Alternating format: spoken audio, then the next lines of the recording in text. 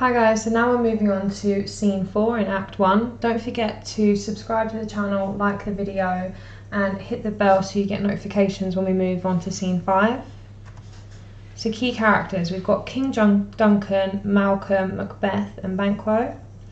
Key themes, we've got ambition, deceit, appearance versus reality. So in this scene, this is where Duncan and Macbeth come together and we see how grateful Duncan is for how Macbeth carried himself, and he, affirms his love for what he's done. We see Macbeth make a decision in this scene. He realises that he actually must stir in order to bring forth the prophecies. So Malcolm.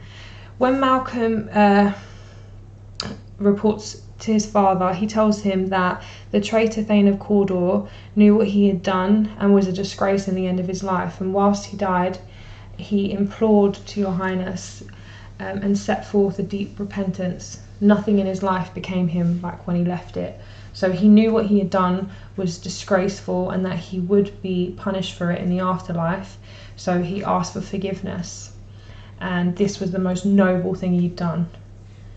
He threw away his life as though it were a careless trifle. This scene is where we see King Duncan and Macbeth come face to face, so emphasis is on that. Shakespeare creates a sense of anxiety in the audience with the use of dramatic irony, because the audience know that Macbeth has immoral intentions and wants to scream it at King Duncan, but have to sit and watch as Duncan praises him the violent and noble actions of Macbeth earlier in the play. His statements are hyperbolic and emphatic as he personally praises Macbeth, and there's a structural link in the opening comments. So there's no art to find a mind's construction in the face. So here it links to the theme of appearance versus reality, which creates more tension because King Duncan has just been betrayed, but what he's saying here is that looking into a man's face, you're not able to know what it is that he truly desires, which becomes true of Macbeth himself. And then we've got here, "O worthiest cousin, the sin of my ingratitude even now was heavy on me." So here Duncan feels that he needs to show his gratitude to Macbeth. He needs to show how grateful he is for serving him in the way that he has done. He tells him that "I have begun to plant thee and will labour to make thee full of growing, so I intend to reward you by lifting you up in the ranks." But the final quote from Duncan in this slide reveals what causes the change. So here he says, "Our eldest Malcolm, whom we name hereafter the Prince of Cumberland." So he names his successor, and this changes the course of the play because it makes Macbeth aware of the fact that he must do something if he does intend to become king. Here it again links to the theme of appearance versus reality and also the theme of deception, because Macbeth is essentially pretending to be loyal by saying the service and loyalty I owe in doing so pays itself.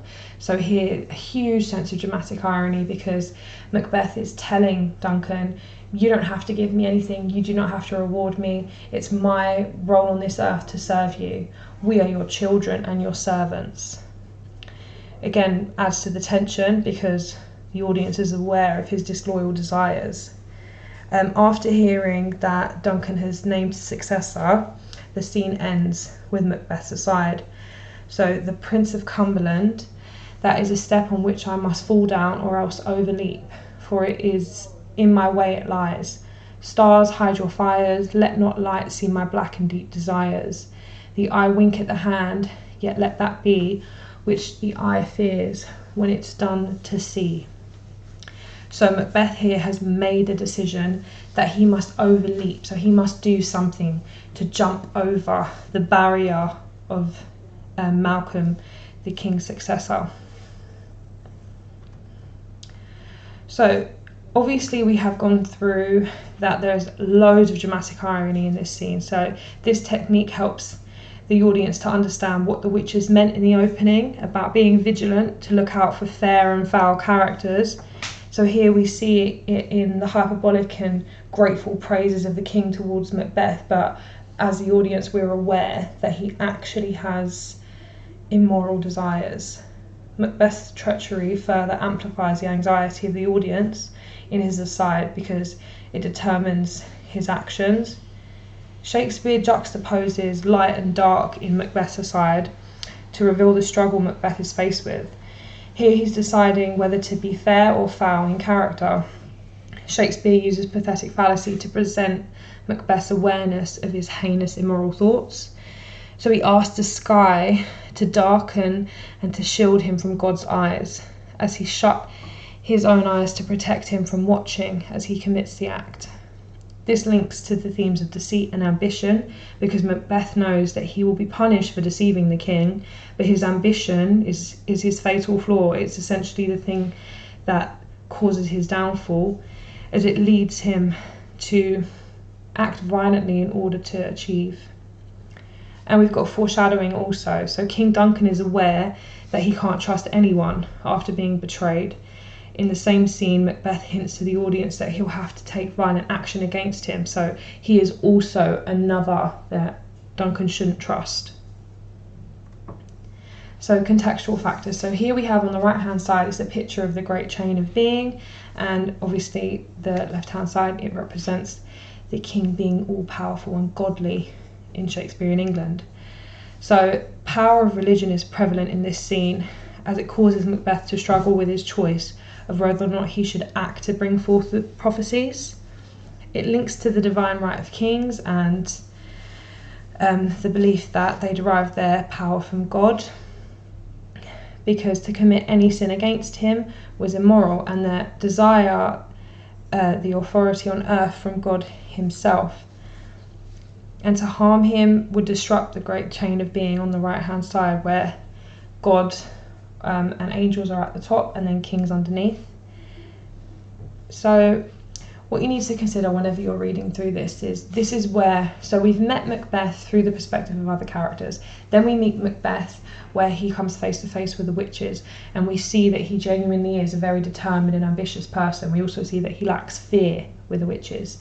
Now he struggles. So initially he's struggling of whether or not he should commit the act, and decides in the previous scene, no, I shouldn't. If it's going to happen, fate will have it happen.